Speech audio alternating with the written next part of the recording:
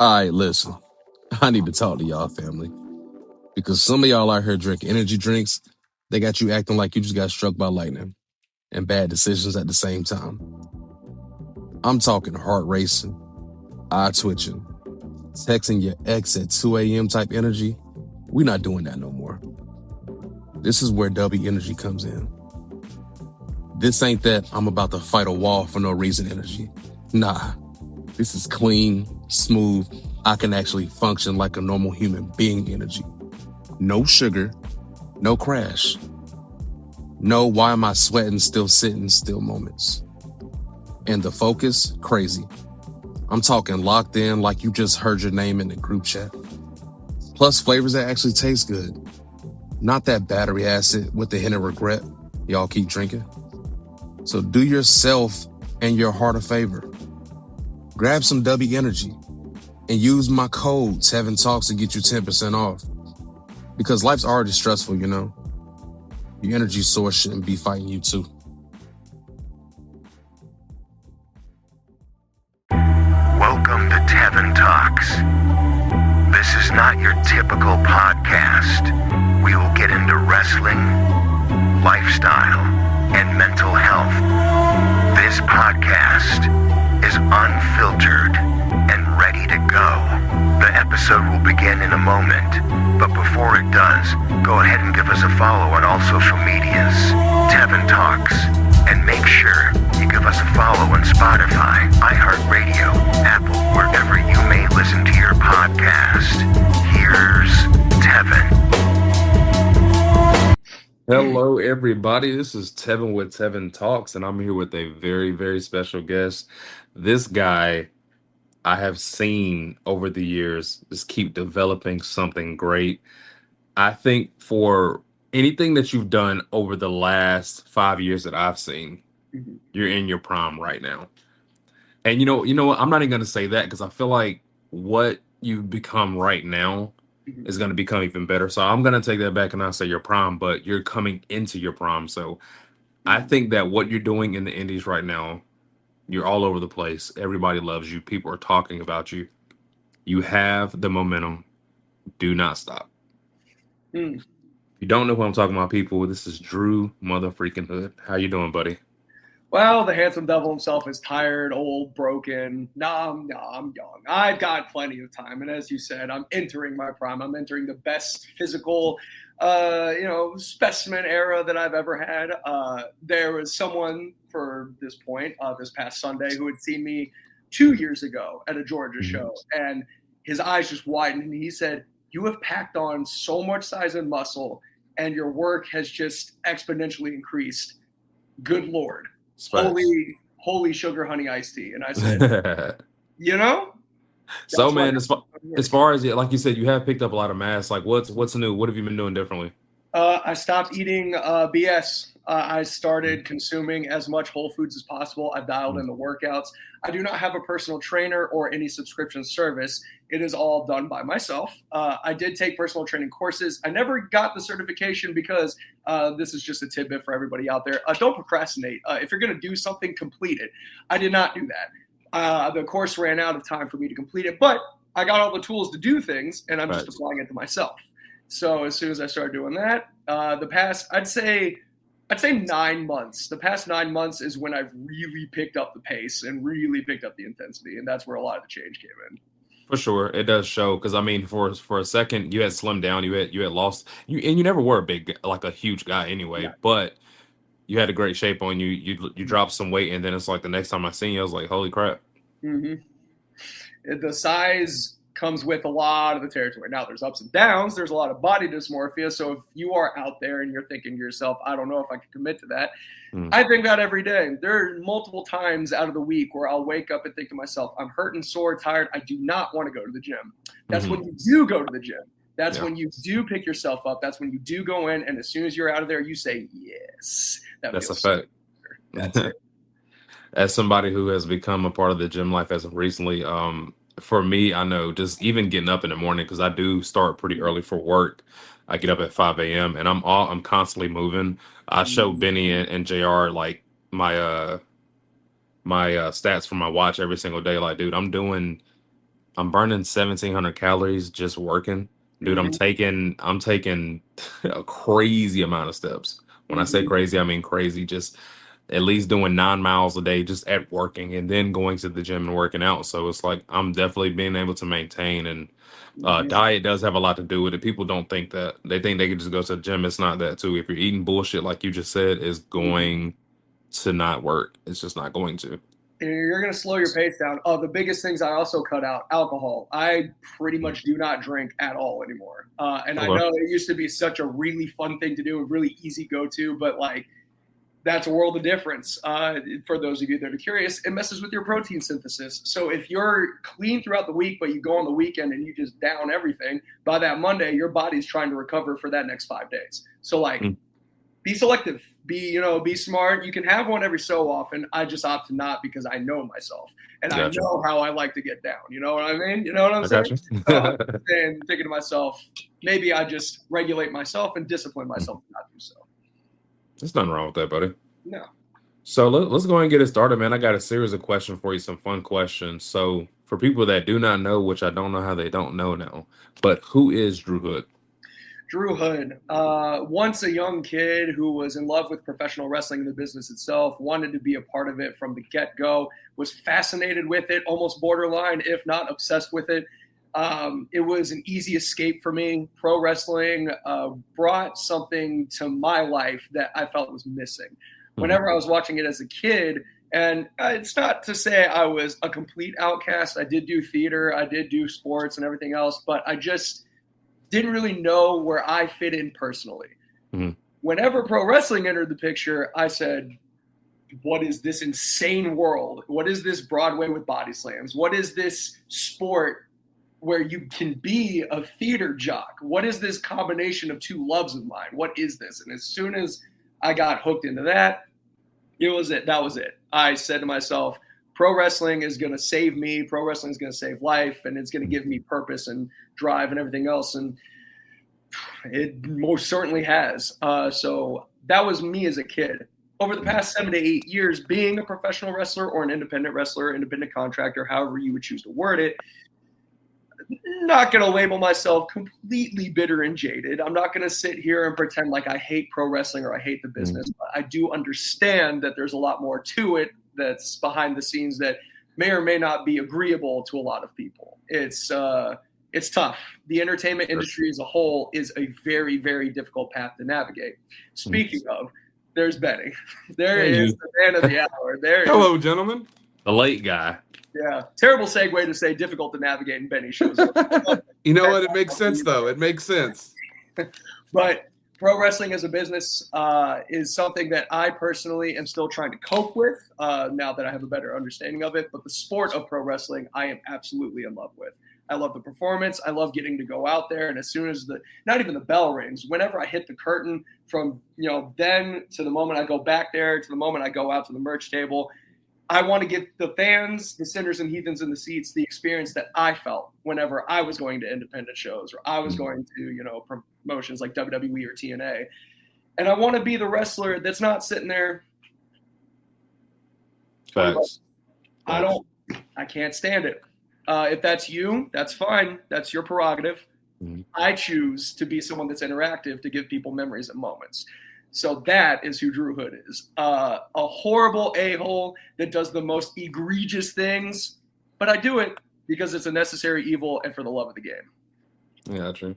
And just like you just said, with the phone thing, I think for a lot of people, when it comes to wrestling shows, like if people go out, it's like, okay, my match is over, I'm done.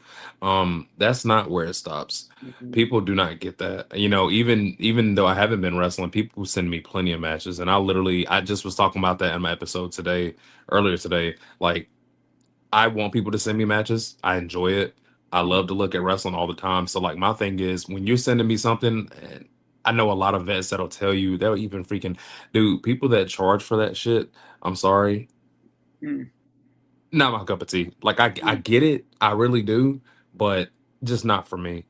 Like if you just want to help somebody out, you want to help out like the next generation, just do that and want to do it. And it's like I just got a few matches over the past weekend, and like I sent so much feedback, and it wasn't that it was bad feedback. It was like literally I watched the entire match through, and then I'll do bullet points. And I'm like, okay, not saying that this is wrong and not saying that this looked bad, but think about doing it this way. And like the last match I did, you know, I'm not gonna name a name, but I sent back like 14 bullet points and broke down every single thing. He's like, dude, I definitely understand it and I appreciate it, because a lot of the times when I'm doing stuff on the fly, I think that this looks good, but I'm like, look, whatever makes sense, make it make sense. Like, we as wrestlers decide to overcomplicate every fucking thing, but again, that's the business. And again, that's like the business that you love, because again, whether it's theater, it's simple dance, it's wrestling, like it's all gonna work if you put in the work. Simple. Amen. And So when did you know you wanted to be a wrestler? Like, I know you went through the timeline, but when exactly did you know, and when did you actually start training? So there was a time in 2016 for a little bit of history where I did go interview at CWF Mid-Atlantic. Now, if you know what that is, wonderful. It's Holy shit. Yeah, right. I did go interview to train there when Trevor was there before he got signed. And I sat down, I talked with everybody there, and it there was just something holding me back that I was like, I don't know if it's time yet. Fast forward 2 years, and I was rather unhappy with my life. I was rather unhappy with my job situation. I just felt stuck. I felt like I was in a rut. I just didn't. There had to be a change. And I thought to myself at that point in time, if not now, when? So I moved to the western part of North Carolina, out towards like Hickory, Taylorsville, out in that area. And Cam Jackson and myself, along with someone named Aaron Jones, we all lived in a house together. And what we would do is we would go to, now it's called HWA, but we went to a place called EWF in Forest City. We would help set up the rings early in the morning, and we would be training there with guys like Jamie Lee, David Cody, rest in peace, and a bunch of other people for like hours. And then the show would happen, we would tear down, and then the next day we would set up the ring in Jamie's backyard or wherever else, and we would train for hours. And this would happen for weekend after weekend after weekend. So for those of you that are curious, no, I do not have some big prestigious school attached to my name. But what I do have is what feels like internal scars from hitting the ropes for like an hour straight.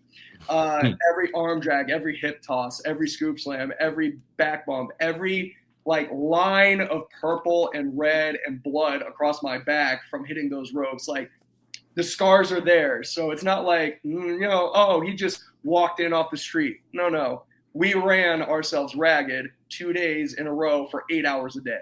So we put in as much work as humanly possible. And I feel like the basics and fundamentals get ignored so often, but that's why I wrestle the way that I wrestle, because they just got drilled so deep in there, you can't forget them. You have to go back to it, because that's where the basis of it all is. Not to get preachy and traditionalist on everybody, but I'll hop off my soapbox for a second. But I did realize that at that point in time, after training so often and so hard, I said, I still love it. All that pain, all that agony, all that suffering made me happy. And I said, you know what? Hell yeah. That is what I want to do.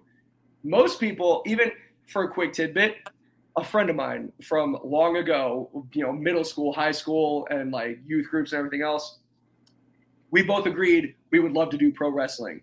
He was the first one to get in a ring like freshman year of college, and he did so and then got back to myself and a few others. And his immediate message was, that shit sucked. Because he was taking the hits and everything else, and he said, that's not for me. So in my head, that obviously put like oh God, is it really that bad? But then whenever I got there, yes, it is that bad. It's horrific. It is terrible. It's terrible. It is absolutely incredible. And I felt so freaking alive. So I knew right then and there, that's what I want to do. So what year, you said you went to CWF, what year was that?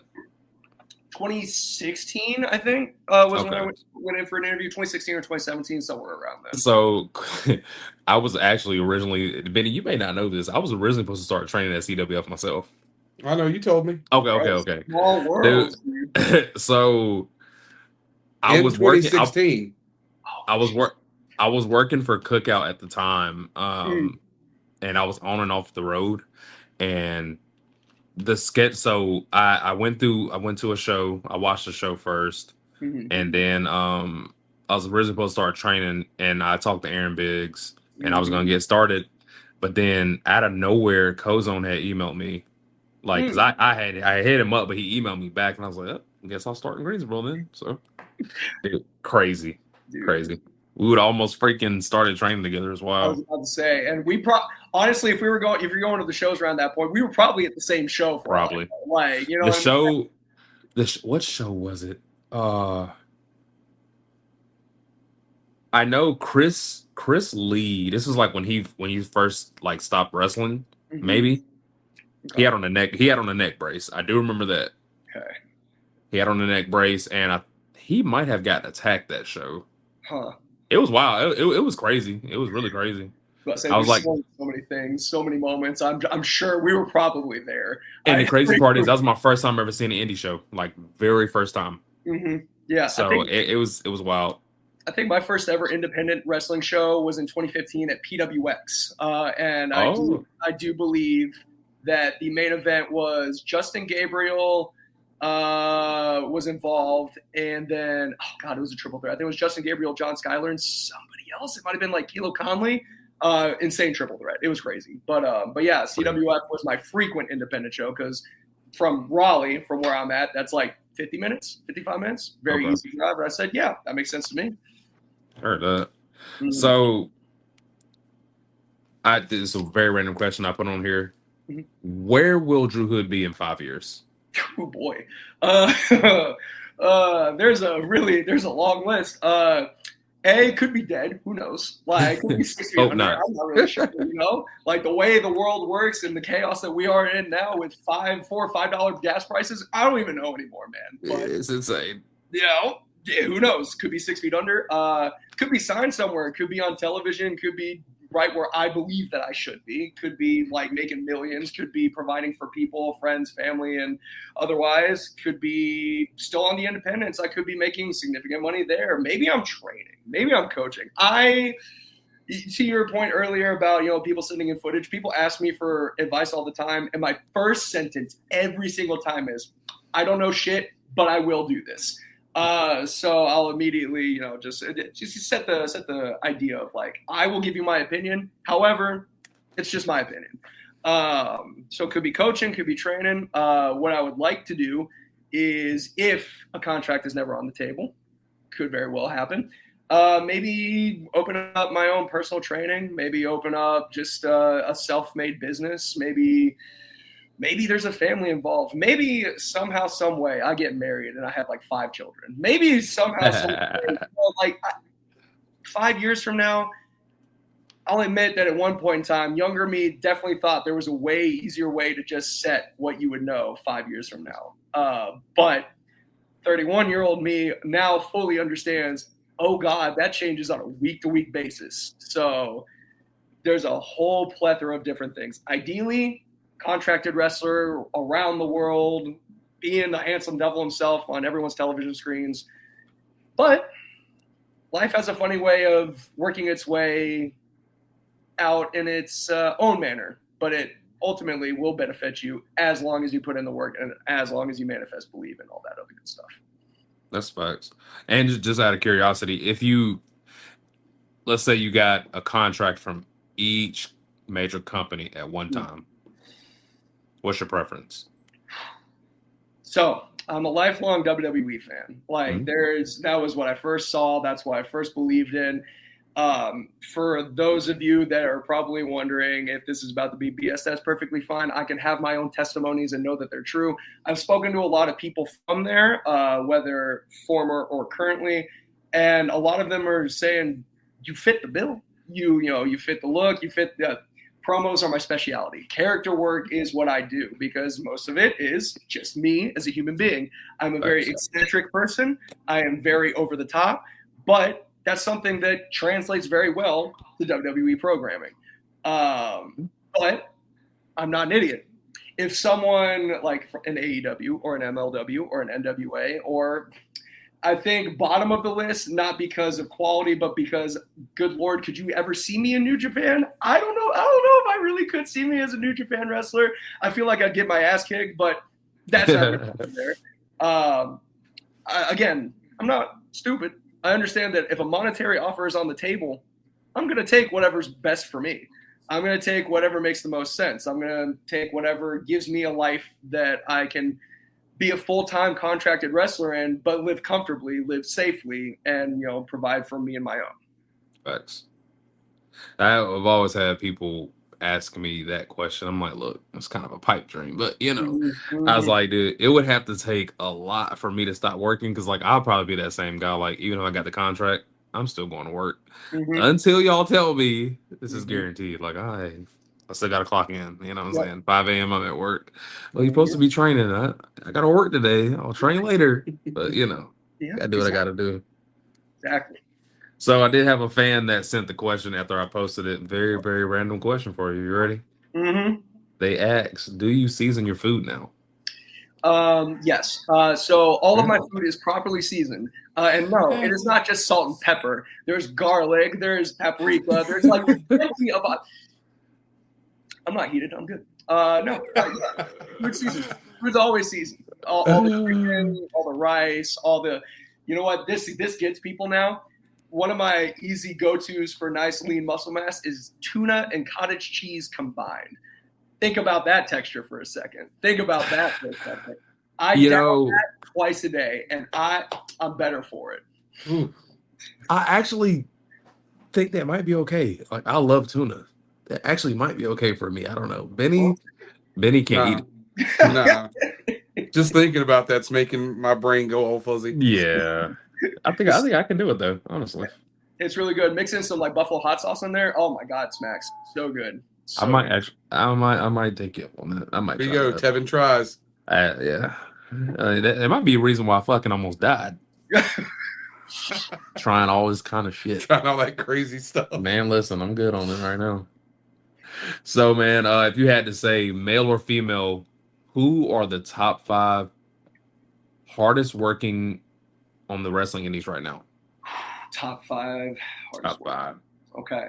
And is it separate? Are we keeping these lists separate, or should it just be one long list? Just one list. Number 1, me. You know what? How about this? If you have 5 and 5, male and female, shoot. Okay. I'll go for it. Put them over. Let's see. Well, I'll put myself over. Number 1, first and foremost. I will always say myself. If you have a future question, who's your favorite wrestler? Myself. If you have a future question, who's your least favorite wrestler? Anybody that's not me. No, I'm kidding. But I would say, let's put myself to the side for a second. Ego, pop, out, got it. Someone who I think is an extremely hard worker who barely gets any credit and it pisses me off is the dude I broke in with, Cam Jackson. It irks me to my damn core that he does not get the love and attention that he deserves. It is insane to me. He is one of the most entertaining people I have ever seen in a ring. Dude, and he can control any crowd. He can. Crowd. Like, you can from the damn entrance. From the entrance, let's do it again. Like, it is insane. I've seen him go in front of Memphis crowds and have them start to finish. I've seen him go in front of indie banger crowds and have them start to finish. To this day, I still don't get it. Like, he's one of the biggest anomalies to me of like how he's not in a position like I would be in or like anything else like that. That's why he's a name that I throw out there a lot. I'm like, hey, there's this guy who's like, you know, the more athletic version of me, if you would like to, you know, use him, you know, or like, it mind blows me. So Cam Jackson definitely up there. Some other names that come to mind immediately. Jordan Holt's another one. I think Jordan is absolutely exceptional. Him and Zay Vega as a tag team is super underrated. Hustle and Flow is absolutely fantastic. They are so good. So good. Someone that's on the come up, and actually, as of today, of this recording, actually got a Dragon Gate USA tryout and succeeded. Tristan Moody. Now, Tristan Moody, he went to the tryout in California and he got it. So he's going to be in Japan with Dragon Gate, which is phenomenal. Absolutely, it is. I'm happy for him on that. Super happy. He's been going crazy. He works really hard too. Like, he does. I'm pretty sure he's in a ring like 5 days a week. Like, it's insane. His work ethic is super, super high. I would say, God, oh my God. Now it just unlocks, right? There's just so many, and it's going to be selfish because it's all like Southeast Carolinas guys, because I'm sorry, we're the best in the world. Like, this was going on. Our region's the best in the world. Dude, Now I'm just thinking, because I'm like, well, out of Firestar, there's like 50 people. Out of like the western part of North Carolina, there's like 50 people. You know what I'm saying? So it's hard. Let's go to the women's side of things. I hate her guts. She is a POS, but Amanda Kiss is really freaking good. I will admit that, publicly, hands in the air, no more hate. She's very, very good. She's very unique. She's the female wrestler of the year in the Carolinas, which I think with her tenure, she was one of like the more like fresh talents to win it, because like Savannah would win it for a long time. Caitlin Marie won it after a while, but Amanda's only like maybe 2-3 years in, and she finally won, she wins the award. So like, that's impressive to me. Like, say what you will about awards, say you don't care about them, and then the day of, whenever the announcements come out, then all of a sudden you care, but not here nor there. But Leah Knight's another one. I think she's also a very hard worker. So basically the Psychotics together, they're fantastic. Yeah. Jordan Blade, actually out of Virginia, is one of the most unique women's wrestlers, I think. And I'm not just saying that because she could kick my ass. I think she just brings something different to the table, I got to see her a couple of weekends ago, man. That, impressive. Mm-hmm. Impressive. Intense. She brings something that's like different from all the women's wrestlers. And this is public admission. You can say this right now. Drew Hood is a feminist.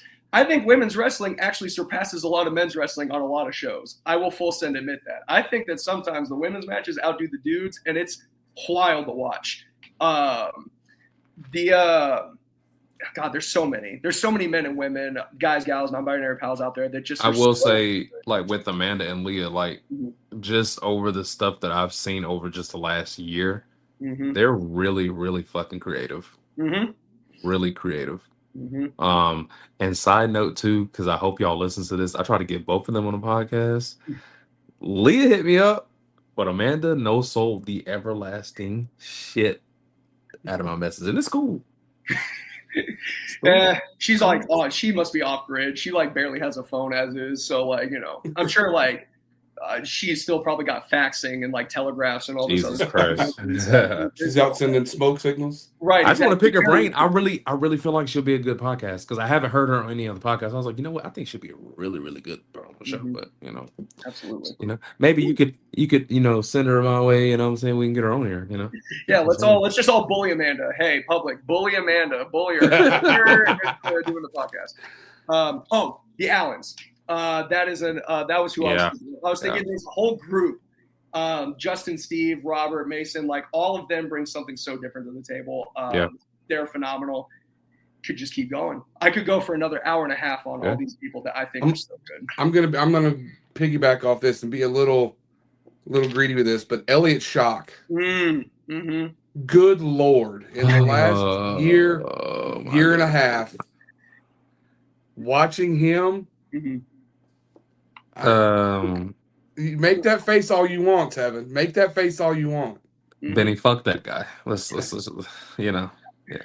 Fuck that hey, guy. I think I'll you know what? I'm sorry. Elliot's great. I think he's fantastic. I think he's out here busting his ass day in, day out. Like his promos, like everything. Like he gets it, man. He gets it. I guess he runs his mouth a little too much for me, but that gets attention, gets people's attention. I used to do the same thing.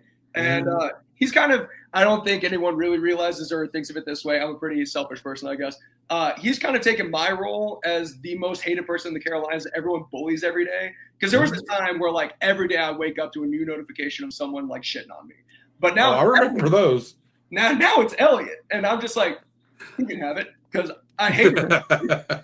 But he's earned it because he's doing fantastic work. So absolutely, he is definitely up there. I guess. I'll make that face. I stopped wrestling, and then Benny has to get him a new little lap dog. This kid just couldn't be still. Couldn't be still. You could have went to Drew. Not saying he needs a mouthpiece. Drew doesn't need my help. Drew is.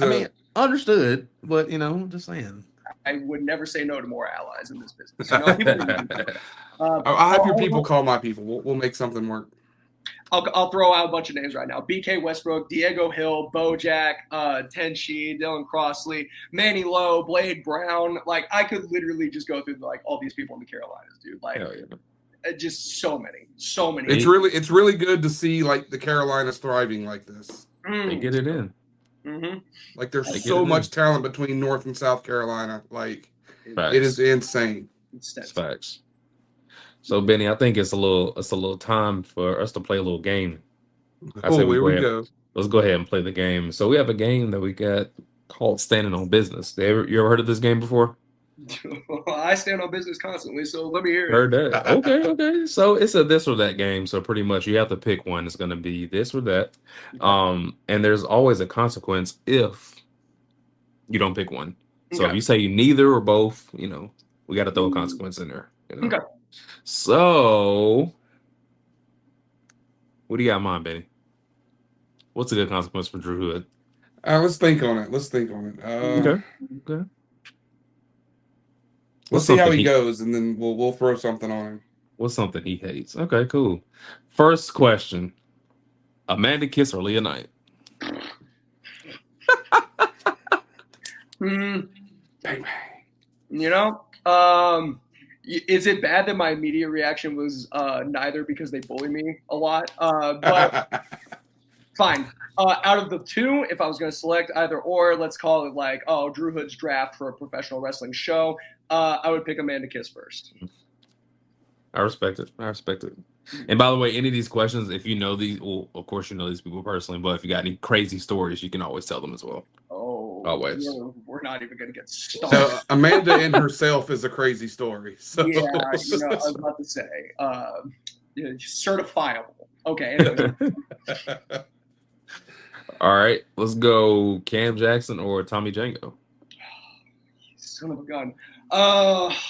I do research, all right? Yeah, you know what? I love Tommy Django to death, but because he slapped the ever-loving shit out of me at the Old School Championship Wrestling at the 20th anniversary show, Cam Jackson, simply because he's my best friend, brother, and we broke in together. Tommy, I love you. I see that you coming back to wrestling. Good. We missed you. But Cam, I love you just a teeny tiny bit more. No need a little bit.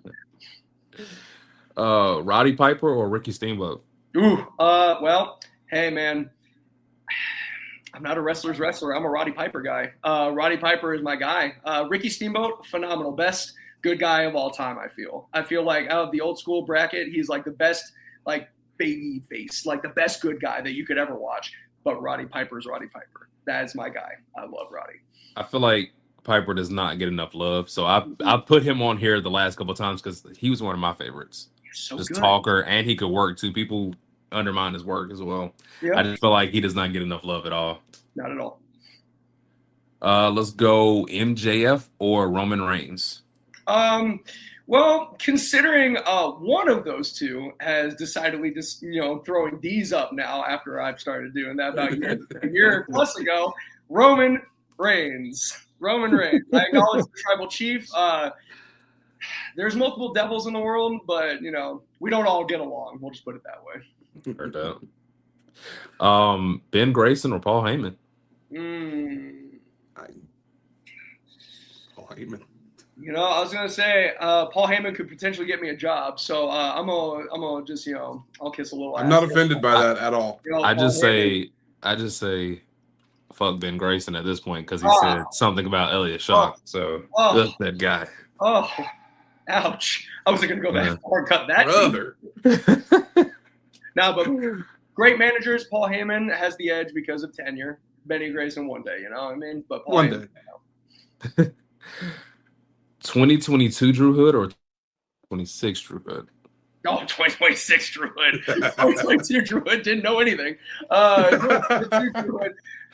I look at Facebook memories, man. Facebook memories and Instagram memories will do horrors on your psyche because I was looking at what I was posting back then, and I really did. And maybe it was false confidence, but I really did post like I knew something. I look at me and go, like, good luck, kid. Good luck, kid. Oh, man. And the last one, which is, I think, probably one of my new favorite ones because somebody always has a story. The championship or the chase? And there's no wrong answer for this one. So this is not a trick one. This is not a wrong answer. I just want to hear how people put it because there's always a spin to it. This is about every answer I have is just so psychologically egotistical. Because pretty much any point in time over the past 3 to 4 years I've had a championship, I honestly kind of forget what the chase feels like. And I know that sounds insane to say, but I don't remember the feeling of having like a long-term chase.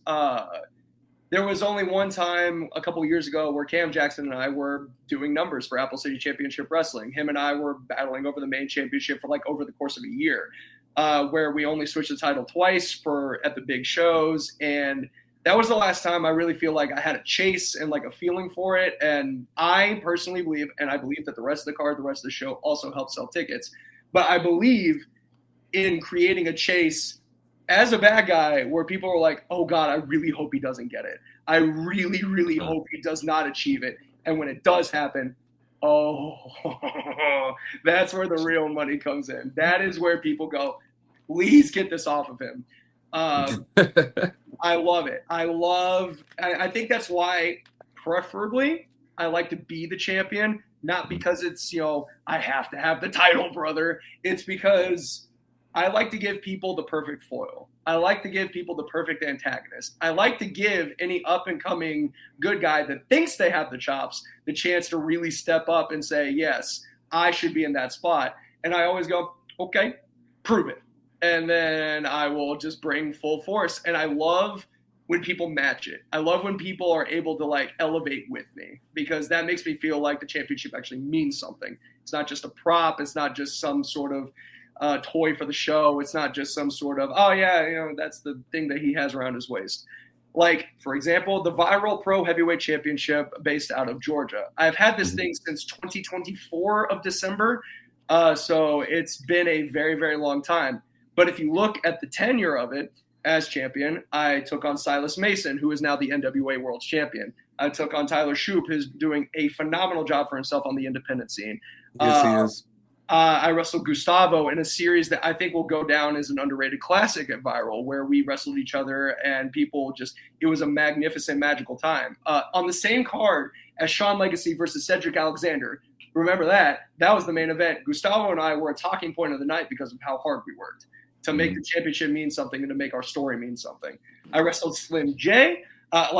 The list goes up, like the list is insane. And my most recent defense was against John freaking Davis. So I look at this championship and I go, I'm going to elevate this to the highest possible point that I can. On the off chance that some bitch takes it off of me, that person will be made. They will have this huge legacy of it. Darius Lockhart has come back to Viral to try and challenge me for it. That's how big I'm making this championship. You know what I mean? So, like, I think I take more pride right now in being the champion. Duly noted. I respect that, every bit of it. So if you had to say, what is your favorite wrestling moment thus far? I think I'll give you a top three. The first one, stepping through the curtain for the first time. That was, even if it was in front of maybe 50 people, maybe it was just, like a whatever to most was a dream come true to me. Like that, whenever you get to finally do it. And I was reminded of that this past week. There was a Rumble down in Phoenix Wrestling Experience down in Georgia. And I got to be a huge figurehead in this match. There's 20 people. I was in there until about 16. And they had about like 7 or 8 people debuting. And the excitement that was on their faces and the energy they brought when they came through the curtain, I went, damn, it is that big. And it is that meaningful. Like, it really, truly is. And it made me think about like 7 to 8 years ago when I did that. And I said, yeah, I do remember that feeling. And it honestly was one of the best moments, because it really feels like that's what all the hard work is for. That's where the dream starts. That's where the journey starts. I think another one would be Cam Jackson and myself at ACCW's WrestleGate, kind of their Mania show, a couple years ago, 2024, because we both went in when it was Alexander County Championship Wrestling. Now it's Apple City. And we went in, and it wasn't so well regarded at the time whenever we started. It was, maybe 50, 75 people at most. But we helped build that sumbitch from the ground up. And then during 2024, we put on so many different huge story moments that the data points showed that we were upping the ticket sales and the engagement, and we were just making things matter. To main event for the championship just meant everything to us, because in that moment you think to yourself, we were here, like bottom tier as bottom tier could get. And to see a sold out, like 300, 400 auditorium championship main event, like anything goes, like all of it, like that was pinnacle to me. That was like up here where that's what matters. You know, wrestling hinges on moments. It hinges on magic. It doesn't hinge on your moves. It doesn't hinge on how many stars you get in the Tokyo Dome. It hinges on how you make people feel with their emotions. So that was a big one for me. And last but not least, this past Saturday, another Apple City story. To briefly summarize, Alexander Moss and myself wrestled. And for the first time in my entire career, I was able to draw out real raw emotion to the point of tears, a la Roman Reigns' pandemic era, whenever him and Jey Uso were in that Hell in a Cell I Quit match. It was so real and raw that everybody in attendance, they went from their normal, like, little redneck vibes of like, oh, baby, blah, blah, blah. They were so invested. They believed everything that we were putting on for them. And I cannot thank Alexander Moss enough for helping me turn indie wrestling into Hollywood for about 5 minutes. But we did something so different that I'm still getting plenty of messages from people saying, that was the most incredible thing I've ever seen. That was a match of the year candidate. And if you can believe it, we didn't do an indie banger. We made them feel. And that was a really vindicating thing for me in that moment of like, I know how good I can be. I know where my confidence is at. I know where my skill set's at. And to be able to apply it meant the world to me. So those are the top 3 moments, I think, so far. Yeah, I can't wait to watch that back. I've seen little clips and I've heard people talking about it, and I cannot wait to watch that back. I will say there was a head trainer in the Greensboro area, who shall remain super totally nameless, and nobody would know who that is, who told me that was the wildest thing, that we pulled out all the stops, we made people feel, and it was one of the best things that he's seen me produce. Meant the world to hear. So, 2 thumbs up, everybody. Yeah, I think Moss. Oh, that's another guy. Underrated, works his ass off. Like Moss, Yeah. How is he still here? How is he still in the Independence? I was about to say it. He's been good since he started. Mm-hmm. He's always had it. Mm-hmm. Why I don't know. Like he brung the best out of me at one point in time. Mm-hmm. We had a good fair share of back and forth. Like we had 3 solid ass matches. Like me and him had a 3 stages of hell match at Firestar. I felt like every match was like 3 stages of hell, and then like me, him, and Bojack in the triple threat. It was insane. It was fucking insane. Like speaking of that match, so it was one point in time where I don't know what the fuck I was thinking, but Bojack's about to superplex TGA. I'm sorry. Alexander Moss. I hoisted Bojack up on my shoulders. Electric chair position. Yeah. And I'm just waiting for Moss. Just please jump. Moss is selling.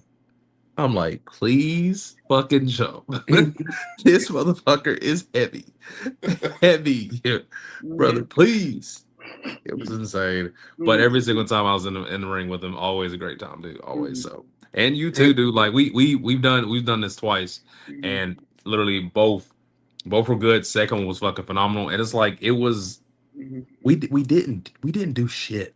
No, but both times were fucking crazy. Like it was easy as hell. Story crazy, there, right? Comedy, like dude. I will never forget that shit ever. I take great pride in that. I think that's one of my top favorite compliments from people is like, we did so much, but we didn't. And I'm like, I know. Isn't that wild? When you just apply yourself and like a little bit of IQ and a little bit of knowledge, you can get away with so much with nothing. And it's a beautiful thing. Facts. The next one right here. If you had to say, what is your heel Mount Rushmore? Me, and me.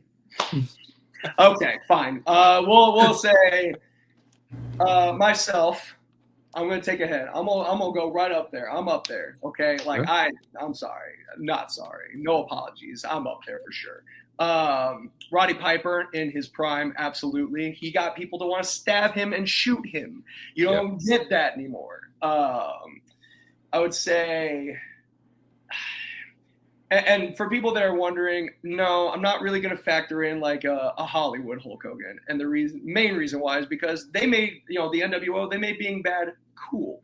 That is not the point of being a bad guy. Even though I love Scott Hall, I love Kevin Nash, like I love them, but they made it being cool, and they made a generation of people think, yes, we need to cheer the a-holes because they're so much cooler. Gray areas and things like that. So Roddy Piper, I'll take myself off the mountain. Roddy Piper's up there. Let's say another bad guy. Let's say this one's people are gonna be confused about this one. Andy Kaufman.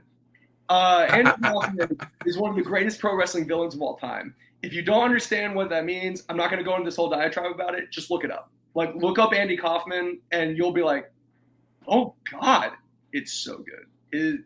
His work was so good. Celebrity pick, I know, how dare I, but come on, it was cheap. But look at what it did, man. Like it made wrestling one of those mainstream things. Like I think if a celebrity gets involved and it brings that about and they're doing great work, what can you say? They're bringing in money, they're bringing in attention. Like that's facts. That's facts. Man. Randy Keith Orton. Randy Keith Orton, man. He, if it's not obvious to people enough, is one of my main tape studies because holy shit. His specifically bald baby oil 2009 Viper era is unmatched. Fucking menace, bro. He was a menace. You know what? I'm gonna be honest with you, and now that you say that, he might be like at that time for me. I hated him. Like the most hated wrestler of that era. Honestly, like he did not give a damn. He really did. He punted dudes in the skull, RKO'd women. Like he didn't care, and like. The programming at that point in time, sure, it wasn't number one on anyone's charts. It was kind of a time to be a wrestling fan where it wasn't super cool. It wasn't really smiled upon. It was more bullied than anything else. But there's so much from that era that I do like to watch because there was some really good stuff in there, like Randy Orton. I'm just going, God, could you imagine if he had like full scented during like a time where, wrestling's cool all of a sudden, you know what I mean? When we got glimpses of it on this build up to Mania where like he just went ballistic and God, it's so good. Randy's just top 3 all time. He's one of the when it comes to him, I'll tell you one thing, like you just said, that 09 Randy Orton, a match that we never got that I wish we would have at that moment. 09 Randy and AJ Styles. Insane. Insane. Like every bit of it. Yeah. And okay. I'm going to say this because people are going to hear it and be like, why? I think one of the greatest wrestling villains of all time is Vince McMahon. I would agree. I think Vince, as an on-screen villain, was the most detestable, horrible human being that anytime you could like push him and you would get the reaction of the night. Like anytime anyone stood up to him and just like the Stone Cold himself has said, Stone Cold would not be Stone Cold without Vince McMahon. Like you need Vince for Stone Cold. So like I would say it's interchangeable, obviously with all this Mount Rushmore stuff, but those would be the 4 people I would put on there at this point in time. But I think those guys are embodiments of you're a bad person. For sure. Every single one of them, like every one of them had an era. Literally, like you're thinking about like the 80s into 90s Piper, the 90s Vince McMahon, Randy Orton, honestly, you can say the early 2000s up until, and it's like when you think about what they did for the business. Like I like, and me just looking at what Randy Orton did at that time. I mean, not even just that time, but just period. He brought the best out of everybody he wrestled. Legit. Every storyline, every single storyline, brought the best out of them. And I mean, look what he did to the McMahon family. He beat everybody's ass, literally. You know what? Like that whole thing with him and Triple H, I loved it. I really did. Like it had everybody invested. Like when he popped up at the fucking house, I was like, dude, he's gonna kill him. As he should, but he's gonna kill him. Oh yeah, honorable mention. You just mentioned him, Triple H as well. Triple H during his run where everyone just hated Monday Night Raw when he was the champion. I actually, to this day, do tape study that title run because it's debatable, 50-50 on how people react to it. He did make a lot of good stars during that time, though. Like whenever he was in the ring with people, he had the championship and he had the promo segment time. But he made people look absolutely incredible in the ring. We're gonna go ahead and touchy subject, everybody. The Booker T WrestleMania World Heavyweight Championship match. We'll just go ahead and put that off to the side because I think we all kind of agree that should have gone a whole different way. But I think Triple H, overarchingly, as far as like constant programming and everything else, there was a lot of people that he just made. Like Shawn Michaels returns to wrestling and just immediately is a top star. Like him and Trips have their rivalry, and it's like, oh, yep, championship, he's the main event, we got it. Like there was no time wasted. You know what I mean? It helped out with Goldberg. He helped out with like RVD. Even there was an RVD Triple H World Heavyweight Championship match that I like to go watch because it was just so good. And he had people believing that RVD was going to win this championship. You know, so I think Triple H is definitely up there as far as like definitely in ring stuff. Triple H made Daniel Bryan. I feel like Daniel Bryan was definitely as popular as he was because he worked hard. But without Triple H and Daniel Bryan, what do you have? So I think Trips is definitely up there for sure. That's somebody you cannot. I mean, just look where he's at. He's in the right seat right now for a reason. I don't think just because, like, if he never wrestled and he was just Stephanie's husband, we wouldn't see him there at all. No. But you see what he did for the business, and I think that he was one of those people that had to take. Well, we all know from the what was the name of it, the Click. Like he had to take some bullshit. So. I think after seeing all the time that he put in and what he was willing to do, they had to, he's just somebody that just knows it. And even with the whole brand transfer to what it was when Vince left, like they knew taking him out of that position would have been like the worst thing. I mean, he did change positions technically, but you would be a fool not to. He knows that business. So, and I mean, he's brought some really, really, really good moments for us too on screen. Agreed. So, man, with my last question today, how can you personally change professional wrestling? Loaded question. I think how I can change professional wrestling. Whenever you look on, let's just say main stages anymore, a lot of the people that are in top spots, in main event spots, or regularly featured, whether it's, not just WWE or AEW, but your MLWs, your NWAs, and so on and so forth, a lot of people that get given top spots or more featured time that are around my age and experience, they're still focused on the match portions of things. I believe that I could help change this narrative that, the 20s and 30-somethings, like the younger, the earlier 30-somethings are more about, let's make our stuff look good. Let's get out there and show how athletic we are. Let's show off our aesthetics and everything else. I think that I would bring a different sense of business and a different ideology of branding. I believe that what I can bring to pro wrestling is somebody that believes in longevity. I do not want a 5-year sprint career. I want a 20-year overtime making magic money in moments kind of career.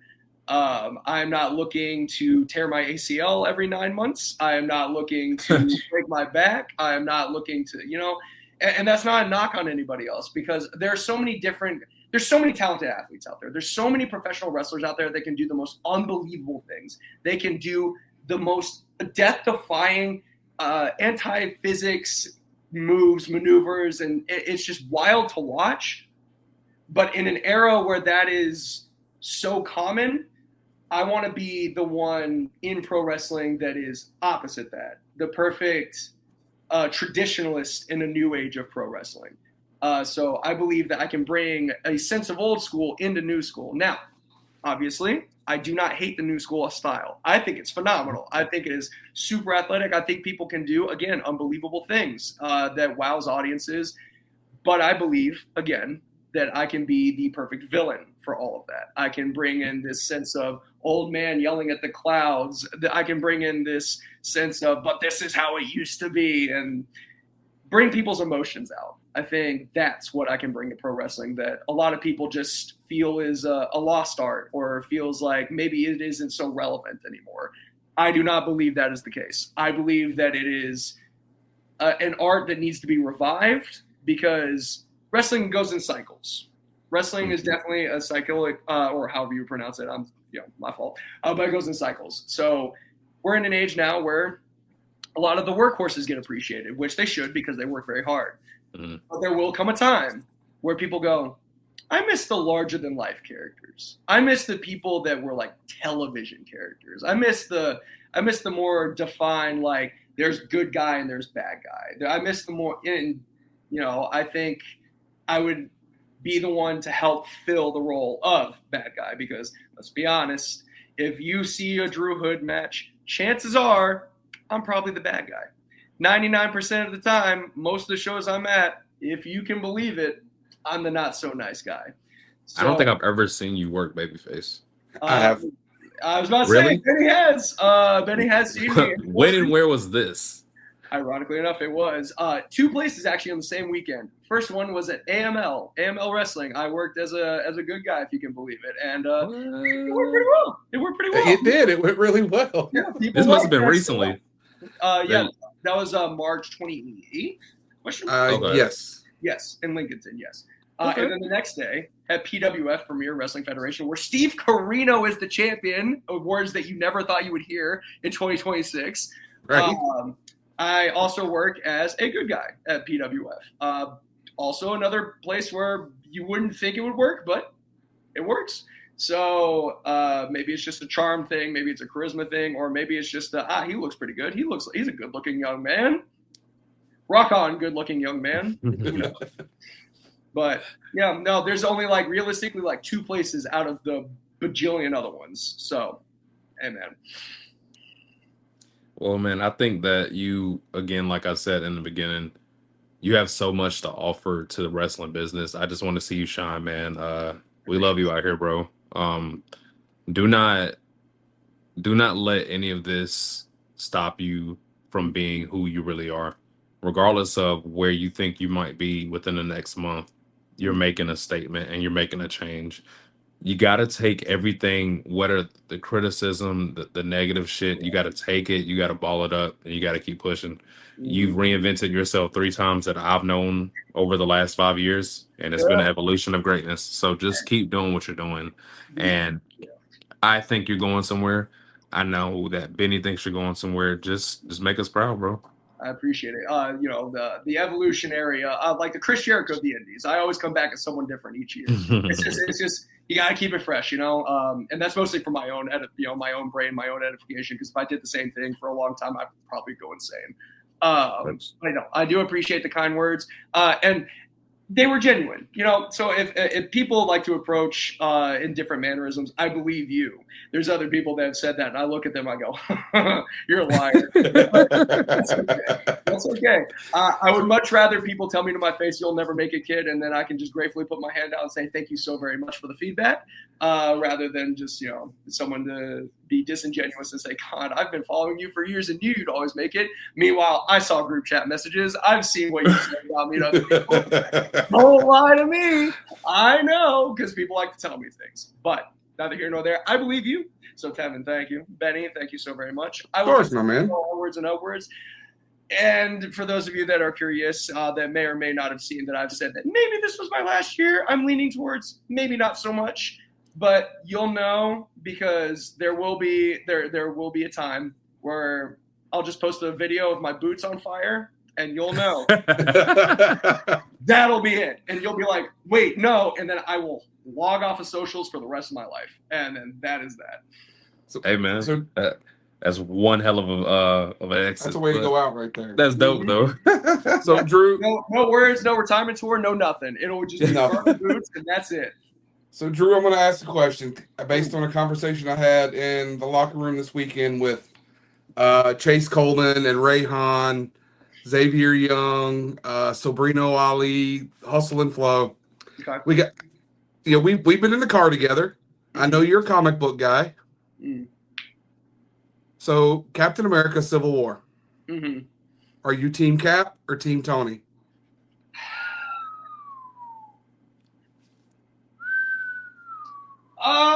Okay. And Tevin, you can chime in on this too. Shit. Yeah. Damn. Exactly. There were a group of about 12 of us all yelling at each other. All right. All right. If I'm gonna go first. That's fine. I got y'all. Okay. I'm a huge. I love both of them, bro. I really do. But I'm gonna tell you, based on the Civil War, based on what the movie is about. I'm gonna tell you what, it's fucked up because the I don't give a fuck in me is trying to say Cap, but I have to say Tony just off of principle, and I'm gonna tell you why. He should have told him. Yeah. He should have told him. That's bro. That's bro. That's bro code on another level. You should have told him. Like, regardless, I think that alone had me like, come on, Steve. Yeah. Like, damn it. Yeah. It did. They jumped him. So you know what I'm saying? Like what? You know what?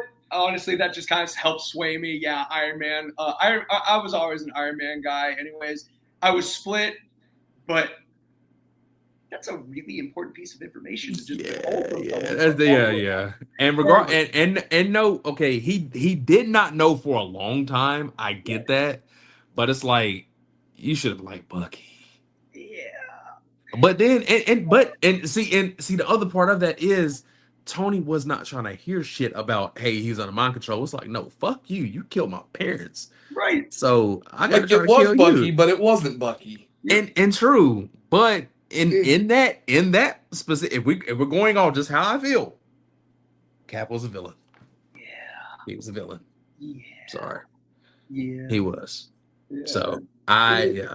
It was an unfair fight too, 2-on-1, but they jumped my boy. yeah. Shoot, I think I got to take Team Iron Man at this point, unless any of those guys that you talk to can convince me otherwise. I think I'm going to be Iron Man from this point. Yeah. Well, most of them were Team Tony on this, so okay, cool. Yeah. I was in the minority with being on Team Cap, so hey man, it happens. I'm definitely a FIWB, fuck it, we ball kind of mentality, which I can agree with, like Cap and stuff like that. But the morals of it, if you're gonna do that, consequences. Yeah. It's just one of those things, man. I don't know. If I was ever in that situation, I would have told, like, regardless of, that's my friend too. And it's just like you heard him, like he's like, well, that's my friend. I'm like, we were friends too, motherfucker. Like, but now it's fuck you. For the next 5 years, we're done. You know what I'm saying? Like, cut off. Oh my god. Don't make me go watch that movie because I will watch it tonight. Right. I'm gonna fire up Disney Plus right now. So good. Golly. All right, what are your predictions for Doomsday though? I hope everyone dies. That's my hope. I think we finally, it's just like complete, just kill it. Everyone dies, and then we just move forward. I think, not in actuality, but I think there's probably going to be a lot of emotions in this one. I think there's going to be a lot of things that people are not prepared for, but it's going to happen, and I cannot wait. Same. There's one thing that I like, and I think this might just play into why I'm so good at being a bad guy.